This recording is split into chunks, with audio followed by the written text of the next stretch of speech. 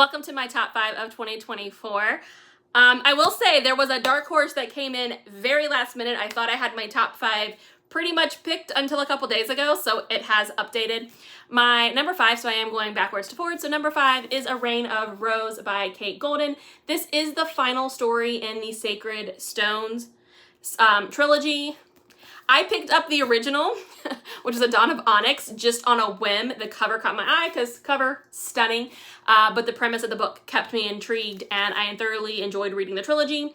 So I plan to continue reading more of her books.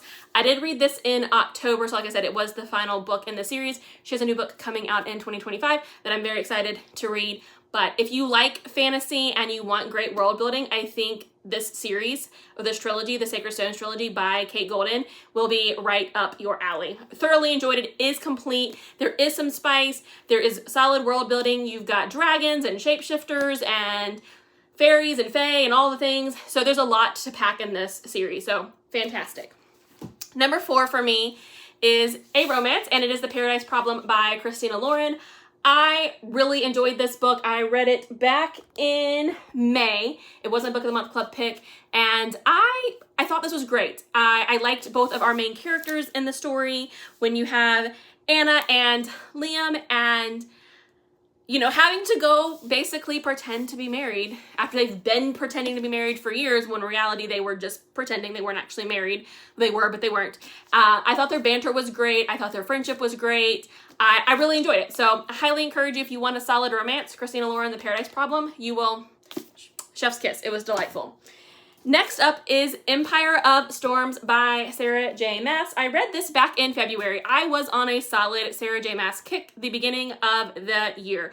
I started with the Throne of Glass series in January, read The Third Crescent City, and then finished Empire of Storms, or finished the series in February, and then read ACOTAR in March. So yes, my entire year has been taken up by Sarah J. Maas and her stories.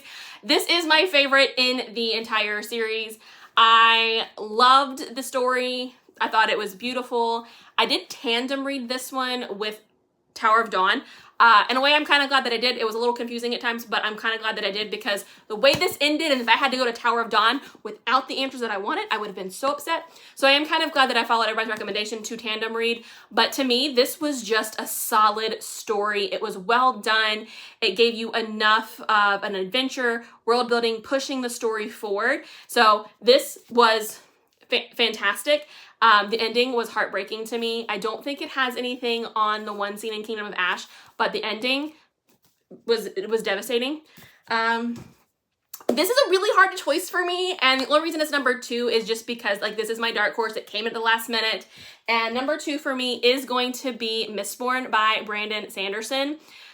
Like, this has been sitting on my TBR for 2 years. If you read my review on this or watch my review, you'll know this has been sitting on my shelves for 2 years, and picked it up to read because my book club wanted to read it, and so this is what we're reading. So good. Like, I almost knew exactly what I was going to pick for December, and then this came out of nowhere and just said, nope, this is where we're going to be. So this was solid. Number 2. It may change in the future, but right now it is a number 2. And the first book for my top 5 is Just for the Summer by Abby Jimenez. I did read this in April, and the only reason this one edges out Mistborn is the sheer amount of feels this book gave me. I felt so seen in this female character. She is beautifully done. Abby Jimenez writes these really powerful characters, and she gives them a flaw that is so beautifully overcome, or they learn to cope with that flaw. It is just, oh my God, like, it was stunning. It has my heart. It's one of the books that I've not stopped thinking about all year. Like, this book has been on my brain all year. Anytime somebody asks which Abby Jimenez book I recommend, I say all of them, but if you only have to pick one, Just for the Summer is the one that I recommend. Mostly because it can be semi-standalone, even though I do know that it belongs to the part of your world and yours truly.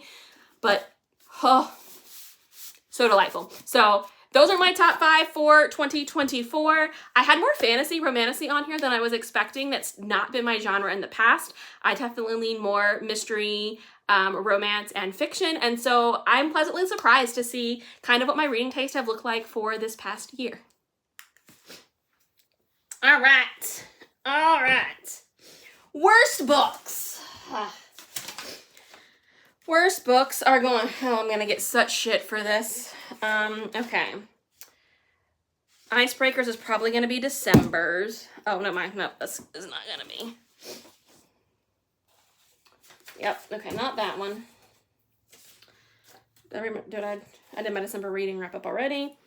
Okay, Ugly Love. 1, 2, 3, 4, 5. Okay. No.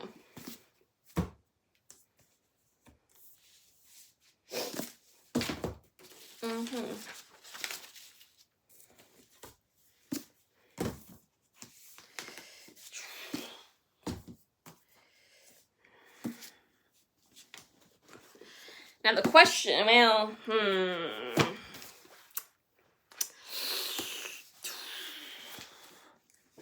Ugly Love. Oof. I don't know. This might be number 1. I don't really know. Number 5, number 1, I don't know.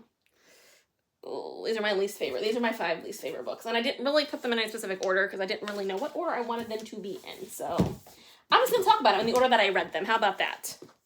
That's what we're going to do. We're going to talk about the order that I read them. All right. So I'm going to get a lot of shit for this. I know. So it's fine. Oh, shit. This has been recording.